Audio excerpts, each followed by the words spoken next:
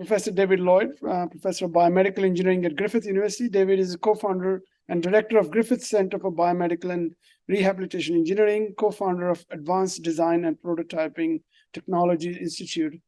His presentation will feature the development in musculoskeletal modeling and AI computer simulation methods. Thanks, David. Okay, good afternoon, and thanks for the invitation to present some of this work. I'm not a health and medical scientist. I'm a health and medical engineer and biomechanical engineer, and I actually come from the aircraft industry. So it gives you some sort of background of where I'm coming from. And the aircraft industry is rather an important facet of this because it has such a heavy reliance on in silico modeling and design to develop aeroplanes and similar. And that's what we're trying to inject into health and medical engineering. And that's what I'm going to be presenting about today. Now, I'm focusing on neuromusculoskeletal and AI computer simulation methods. And, oops, wrong one, is that what I mean by neuromusculoskeletal modeling, it's actually mechanistic, multi-scale, multi-biophysics models. Now, it's a big word, or lots of words, but the big thing here is this concept of mechanisms. And mechanisms are actually picked up by physical models, and that's what we specialize in. And these are biomechanical, biofluid, biochemical, bioelectromagnetic, and biothermal. They're all the different types of divisions that we put under biophysical modeling. And our main two go-tos are rigid body modeling and finite analysis modeling. And you'll see a lot of that in this presentation. But we also bring in AI methods, big data, because some of these things are slow to generate and slow to execute. And so we use big data and AI to actually speed up these processes. So a really important component of this has been actually brought on by the regulatory bodies. So this is the FDA, and they introduced computer modeling and simulation in 2017, 2018, and they added a fourth line of device development and accreditation, and this is computer modeling and simulation. And the ASME in America came out with the first directive in 2018. Now, this directive is now being updated, but it has to deal with the verification and validation of these models. In other words, can we trust them? And that's a really important component of developing computational models. So the models, as I said, are rigid body, which is everything above that line there are rigid body models, and everything there are finite element models. Now, these are being created off the same medical imaging and motion capture data. So that's a really important component. And they've all been personalized. And I'll focus on this knee joint model. And this has got cartilage, menisci, ligaments and all that, and bones. The important part of it is that the cartilage is actually a biofluidics one and a biomechanics one, because the regeneration of cartilage is dependent upon fluid flow, both through the cartilage matrix and being exuded from the cartilage surface. And so we have to model those things to best represent the biophysical function.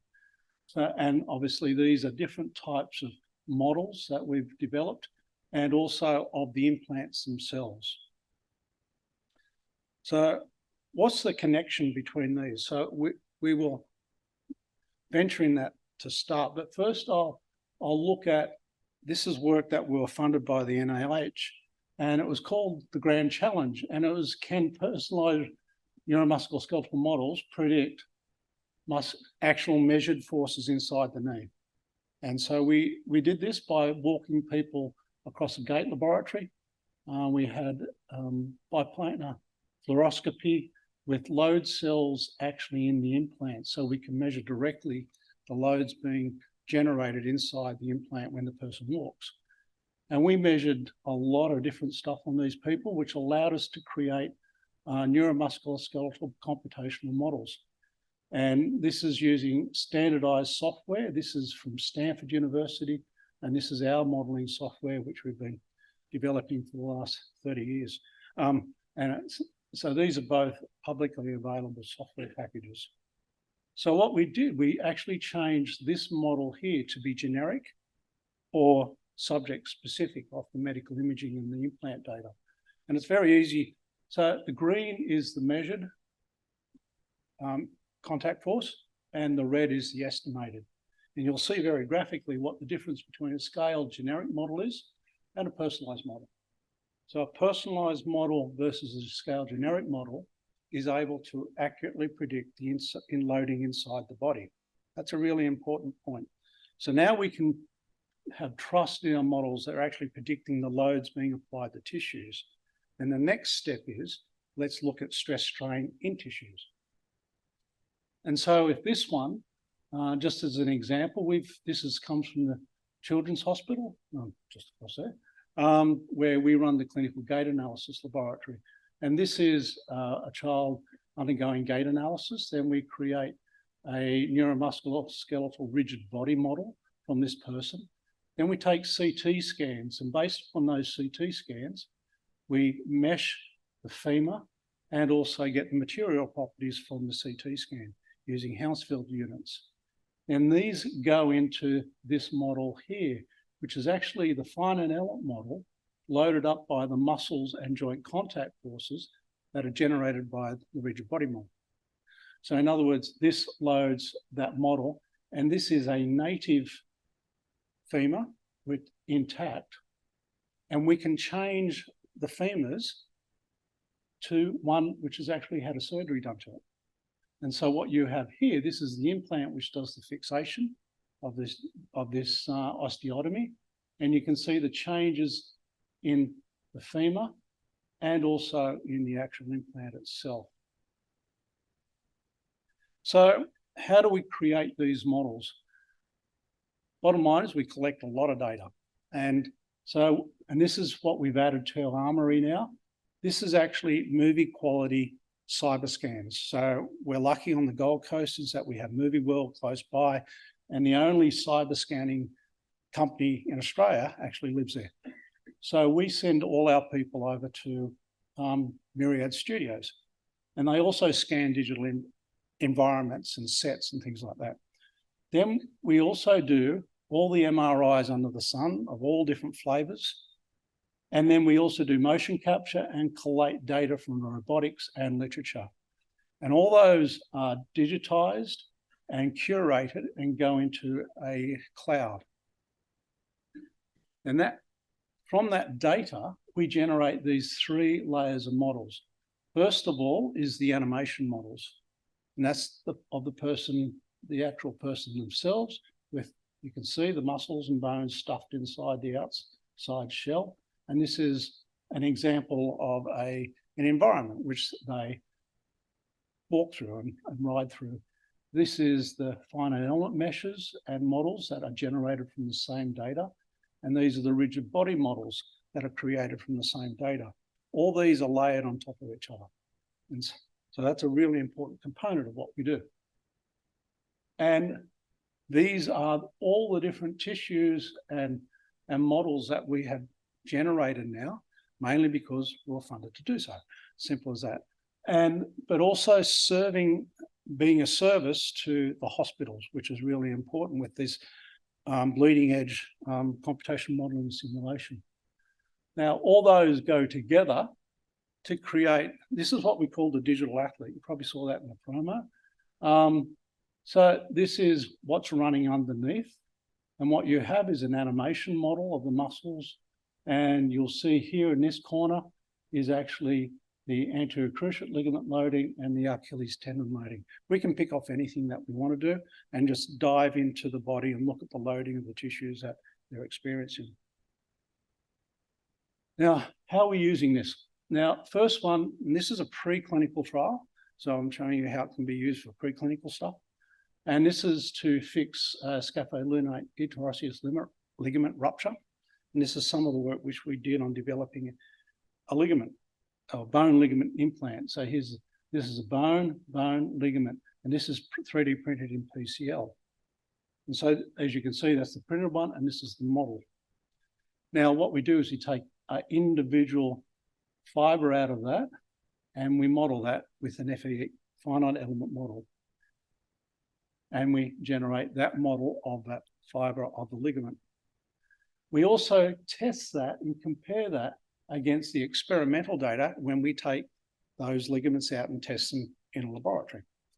And what you see there is you can see the simulation and the grey is the experimental. In other words, we've got confidence that we're actually predicting the right strains in this model. So how do we use this? So we have a database from CTs and 4D CTs of the motion of the wrist.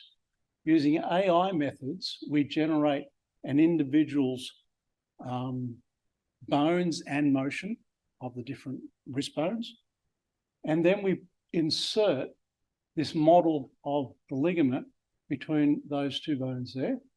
And then we create a finite element analysis and run that over all the different movements that this person can undergo. And what we have here are the results, some typical results. This is a distal placement of the ligament, an intermediate placement and a proximal placement along the surfaces of the scaphoid and lunate bones.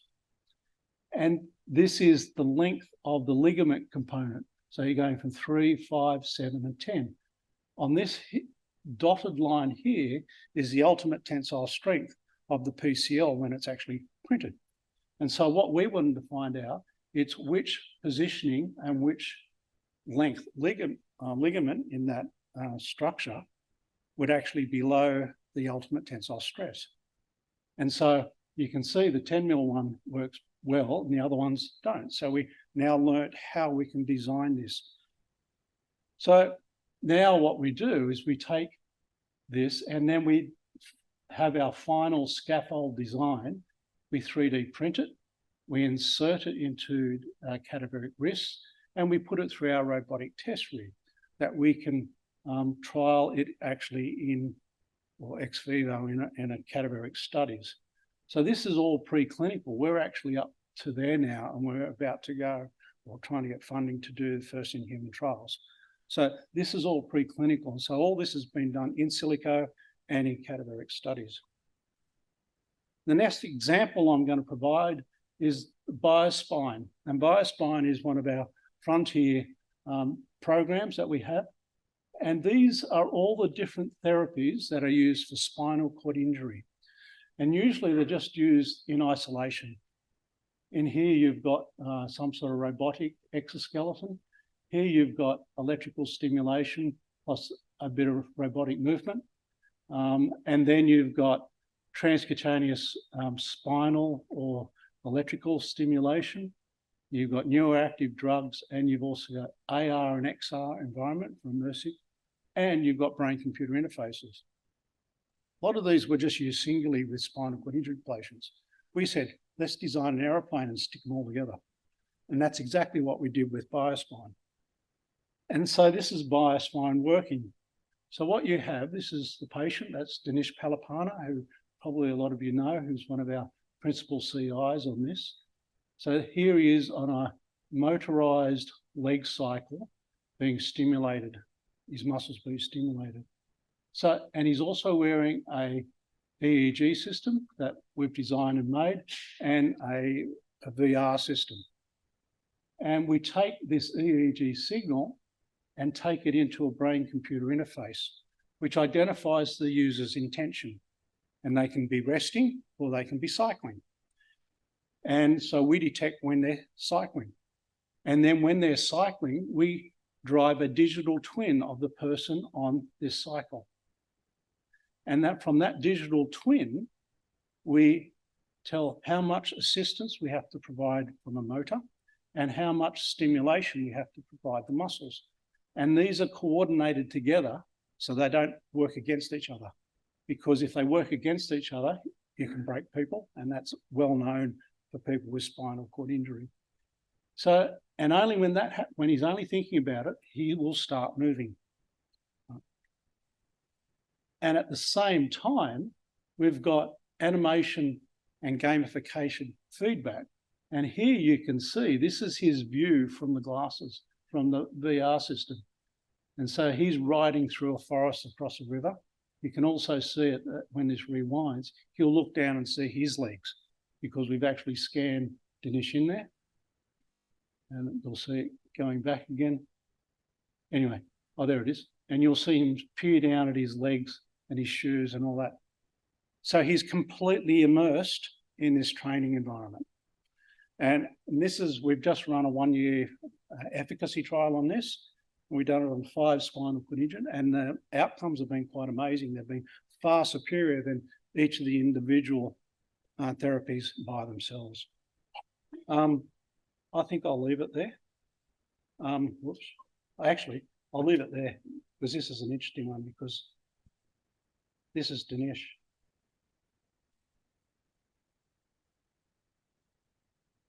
So Dinesh is a quadriplegic. And so this is him in digital Dinesh walking in a digital world. And it's actually the Esplanade at Surface Paradise. Ta. Thank you, Dave. That's fantastic. Any questions? Okay, just while the microphone is coming, can I ask, is this model that you're developing in future could be also used to predict some of the musculoskeletal diseases as well, like we actually have osteoporosis and other ones? We actually have an NHMRC grant, right? An ideas grant, which is using this predictive modelling, to predict the progression of osteoarthritis after an anterior cruciate ligament reconstruction. Yeah. Catherine North from MCRI. How scalable do you think this will be? I was thinking if you sort of tend to end up in your gate laboratory and you get this, this fantastic service, how do you see this expanding, so to be available for all spinal cord injury patients? An exceptionally good question, and because we're actually actively working through using AI methods to rapidly build these models, because at the moment they're sort of hard labour. And we've got a lot of different papers and work which is showing how to start building these using AI methods. And that's what we're working through. The other one too that we're working through is using the AI methods to run these in real time in the real world, using wearable sensors and pose estimation methods from iPhones and things like that. And we've actually got both of those running now, but they haven't hit prime time.